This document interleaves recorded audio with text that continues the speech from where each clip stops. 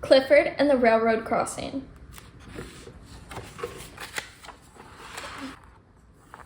Hi, I'm Emily Elizabeth, and this is Clifford. He's my dog. Today my softball team is going to our first away game. It's in the town called New Harbor.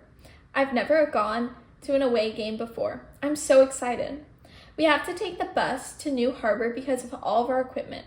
So Coach Lopez and his wife, Mrs. Lopez, are driving us. Clifford is walking beside the bus on the sidewalk. It's a good thing the town isn't too far away. On the bus, we sing songs. Clifford sings along too. Mrs. Lopez comes to sit down near my friend Willow and me. I notice something fall out of her pocket. I think you dropped this, Mrs. Lopez, I say, handing her the plastic card that fell to the floor. Oh my, thank you, Emily Elizabeth, Mrs. Lopez says. I'd been in trouble if I'd lost this. It's my ID card for my job. I'm a train conductor at a freight railroad. I love trains, Willow cries. When I grow up, I want to work on a railroad. That's wonderful, Willow, Miss Lopez says with a smile. What's a freight train?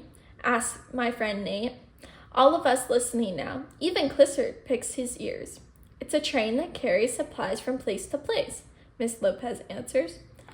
Freight trains carry tons of different things, Willow says, like food, cars, clothes, even softball bats. Miss Lopez smiles. That's exactly right. In fact, there's a freight train that's about to come through New Harbor. If you look out the window, you can see the tracks. There they are, but we better hurry up. It's 3:35 p.m. and our game starts at 4. We don't see the train on the tracks, but as we approach the railroad crossing, the gate starts to slowly come down. I bet if we go really fast, we could make it across before the gate closes, Jess calls out. It might seem that way, Jess, but it's very important to know and understand the train safety rules, like obeying red lights and watching the gates before you make any decisions that could be dangerous, Miss Lopez tells us. Did you know it can take a train over a mile to come to a complete stop? Whoa, says Willow. Once you see a train coming, it's already too late for the train to stop before it reaches you, Miss Lopez says. Trains are much closer and faster than we think. You should never try to beat a train across the tracks. I didn't know any of that, I say, and Jess nods. Clifford just snorts next to us, but I know that means he's learning something new too. The gate closes, and we soon hear the freight train coming. It's big, but a few minutes, the train has passed. The red flashing light stops. The gate lifts again. Coach Lopez looks both ways and then drives the bus across the tracks safely. Clifford looks both ways too. That's when Nate asks, do you think the freight trains could be carrying water? I'm not sure, Mrs. Lopez says with a chuckle. Why do you ask? Because we forgot our cooler and water back at school. Soon the bus stops at the local grocery store. Okay, Mrs. Lopez calls out. Who would like to come into the store with me to buy some water? The rest of the team will head over the field and we'll meet you there. My hand shoots up into the air right away. I'll get to spend some time outside with Clifford. Willow and Jess volunteer to come with us too. Coach Lopez lets us off the bus and we wave goodbye to the rest of the team.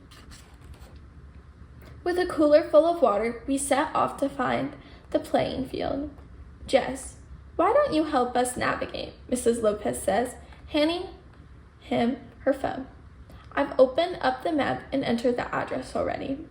We head in the direction of the field. After a few minutes, we see another set of train tracks. Are these tracks for another freight train? I ask. They sure are, Miss Lopez replies. What does the map say we should do, Jess? It says we should go straight and then cross over the tracks in 2 blocks, but I think we're just walking alongside the tracks. We can go straight to the field faster. Walking alongside the tracks is very dangerous, Miss Lopez warns. It's never allowed. Faster isn't always better, especially when it comes to train safety. But I'm afraid we're going to be late for the game. Can we at least cross over the tracks here, I ask. There's nothing coming. Clifford takes a step towards the tracks, but Miss Lopez stops him.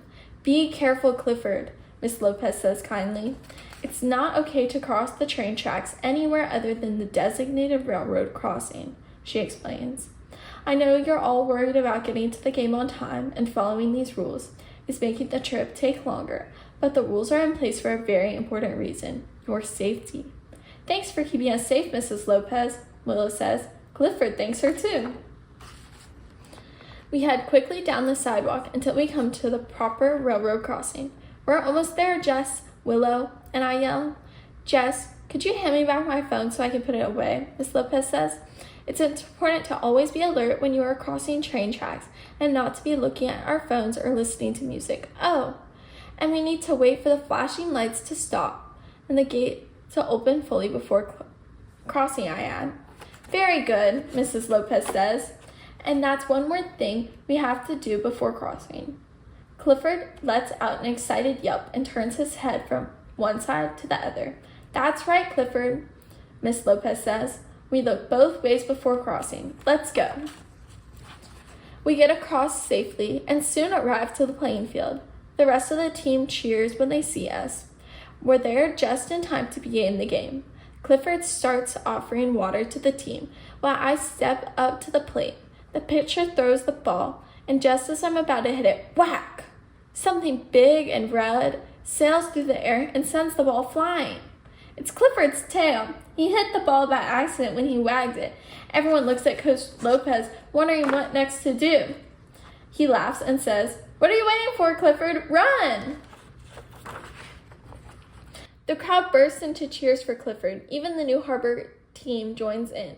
Run, Clifford, run! And he does. It's a home run, just like this whole day has been.